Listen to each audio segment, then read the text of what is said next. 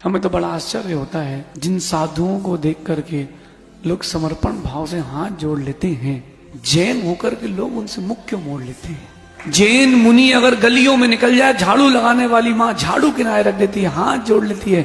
मुझे तो उस समय लगता है कि जैन होकर के तुम जैन होकर के मुख कैसे मोड़ लेते हो। और ज्यादा क्या बोले, साधु होकर मुख मोड़ लेते हैं, अब बचा क्या है। कम से कम जैन होकर के तो तुम जैन होने का फर्ज निभाओ।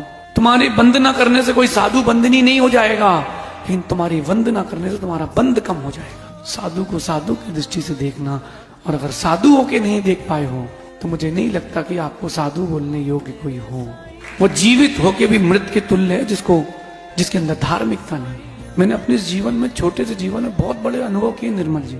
धार्मिक बन के रहना, हमने ऐसे बड़े बड़े विद्वान भी देखे यूं हाथ बंद करके हमारे सामने खड़े, दर्शन नहीं किए हमने, हम भी खड़े हो गए, अपने क्या जाने। सो हाथ नहीं जोड़ पाया। 4 अनयोग का ज्ञाता हाथ नहीं जोड़ पाया। सहसागर जी कोरोना में पनी पैकों के पार्सल हुआ है, ध्यान रखना।